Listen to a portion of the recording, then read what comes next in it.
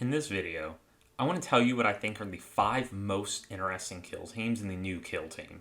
Before we get started, I think everyone agrees that the 2 groups in the Altarius boss are the most interesting by far, so we are not going to be counting them and we're only looking at the compendium choices.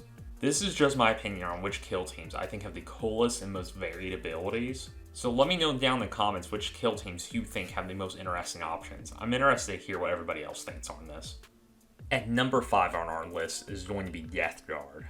The power fantasy of Death Guard is a slow but unkillable army that just marches towards the enemy with devastating weapons, spreading disease and filth as they go, and the new kill team does that well. The Plague Marines are fairly slow with only 2 movement and are decently tough with just their base stats, but where they really shine in their defense is the disgustingly resilient ability. This means that anytime they lose a wound, roll, and if you roll a 5 or higher, you just don't lose that wound. But it gets even better if there's an icon bearer around. If there's one of these nearby, Plague Marines get to reroll 1s and 2s on their disgustingly resilient roll. This gives them so many chances to avoid taking damage. A kill team full of Plague Marines will be very hard to keep down with these buffs. They had a few other abilities that stood out to me as well. The first is Contagion. This means that if there's an enemy operative within circle distance of a Death Guard unit with Contagion, that unit will be treated as injured. There's a piece of equipment called Filth Sensor you can take that doubles this range. So with all these abilities stacked, your Death Guard can never be counted as injured, and the enemy will always be injured. The last thing I want to talk about with Death Guard is the Nurgling. These little guys look great and are one of the most interesting pieces of equipment visibly in the game. In-game, they can be activated once per game to take away 1 APL from an enemy model. This adds to the theme of the army by just slowing everything down and making the tanky Death Guard units harder to deal with. And just look at this little guy, how could that not make the list? Number 4 on our list are the Jeanseals. The Jeansealer cult are the Tyranid worshipping cult that works as miners and try to sabotage worlds. They use mining equipment and tunnels to take their target by surprise. They have an awesome variety of weapons from grenade launchers, cannons, and all of their other interesting mining tools. They can go anywhere from a heavy melee team, short-range anti-horde, or long-range power pack weapons. Meaning that with this one kill team, you can have a variety of playstyles to pick from to try to counter whatever your opponent's doing. What I think is going to make Jeansealer cults so interesting here, besides their variety of weapons and unit choices, is going to be the high skill ceiling. This is because they aren't the fastest or toughest of the teams, but they do have some really neat gimmicks they can pull off. Some of these will allow you to change the order of a unit to conceal to give them a defensive buff, while still allowing them to take shots at the enemy. But they also have the ability to activate several operatives at once, which can throw off the opponent's ability to plan ahead, because you have such an unpredictable activation order, and can change the situation on the fly. Possibly the coolest ploy is going to be the underground ploy. This allows you to deploy anywhere on the board as long as you are near heavy terrain and are not directly next to an enemy model.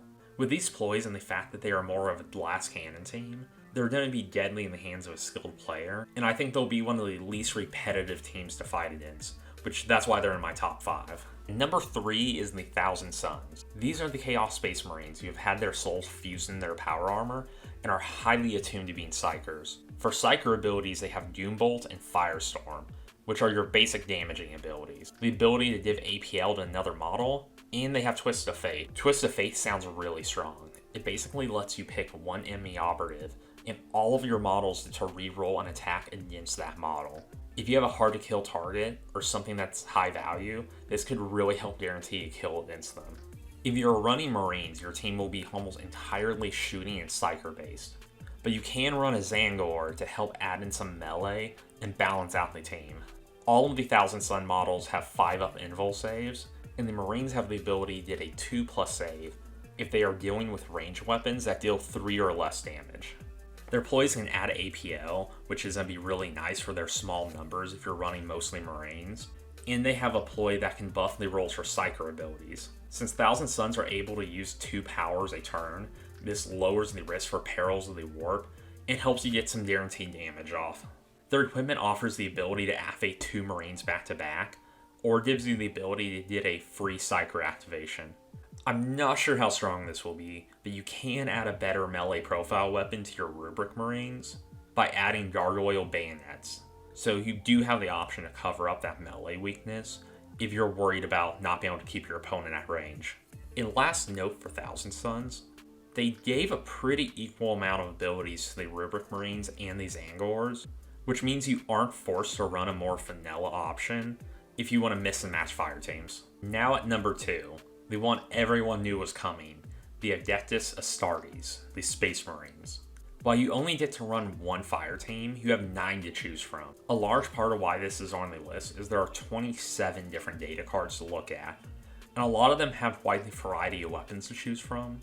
Also, Death Watch is now inside of the Space Marine faction, which means you basically get 2 different teams in one.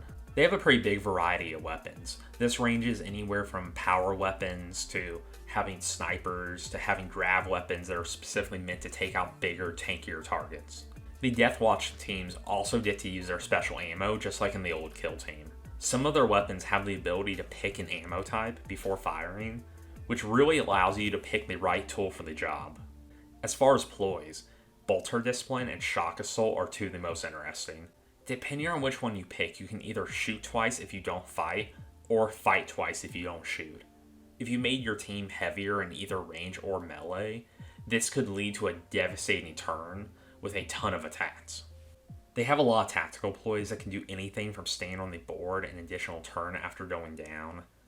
They can change saves to critical saves, and they can interrupt your opponent's ability to perform mission objectives, which this is an objective-based aim, so that could literally win the game if played at the right time.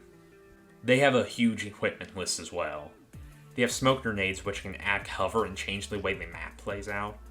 They have shock grenades, which deal negative APL in an area, so if the enemy team is grouped up, you can really punish them for that. And the Reavers have several pieces of equipment that let them maneuver around the map, as well as several other weapons and buffs they can get from their equipment. While everyone, including me, makes fun of the Space Marines for being generic, they really do have some of the more interesting equipment and weapon choices than Kill Team. The final team I want to talk about here is Tau, the high-tech space commies. Between their base units and their larger stealth suits, they have some really interesting unit choices. Their Fire Warriors actually have a close range profile on their Pulse Blasters, which means that Tau now have an answer to units that are getting a little too close for comfort. And several of their units have the Marker Light ability, which can mark targets to allow rerolls on them for future hits. This can be especially useful for harder to take down targets. The stealth suits have pretty strong range attacks as well as having camouflage fields. These camo fields allow the stealth suits to have cover if the enemy is too far away from them, and they have buffs to their conceal orders.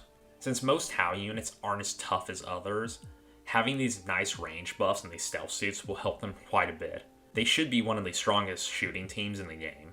One of the main reasons that Tau is on this list is their drones. Drones are used in combination with other fire teams, so you don't have to pick if you want drones or another fire team. They just work with inside fire teams. They have special limitations on what they can do with their AI rolls, but they can tank shots for other models with their survivor protocol, which is pretty nice. This can help make up for a lack of toughness from most Tau units. There are a lot of drones to choose from, and they have some unique abilities. You have your standard shooting drone, you have some that use indirect missiles, but you also have ones that provide shields, as well as targeting assistance. There's even one that uses marker light abilities to help you tag targets. I think one of the coolest ones is the Grav drone, which slows down charges and dashes when it's nearby, and it can place a Grav wave token on the map, which allows Tau units to have free fallbacks. Since Tau don't want to get within melee range, this can really cover up that weakness. For ploys, they are really heavily focused on covering up that melee weakness or doubling down on shooting. They mostly give shooting buffs with stuff like rerolls, but they can allow Tau to shoot at enemies that are engaged in melee combat. This could save one of your units that would normally just get killed trying to use its fists to defend itself. The most iconic piece of equipment here is the marker light rifles, but they do have a few others. One of these is a slowing photon grenade. I do like that they gave Tau a couple of gravity effects to try to slow down your opponent's movement, so you can try to outposition them. I think this is a lot more dynamic play than simply trying to blast them with your gun line until you eventually get charged. So that wraps up this video. I'll be making a video of the top 5 least interesting kill teams here soon, so stay tuned for that. Make sure to like and subscribe if you like this kind of content, and thank you for watching.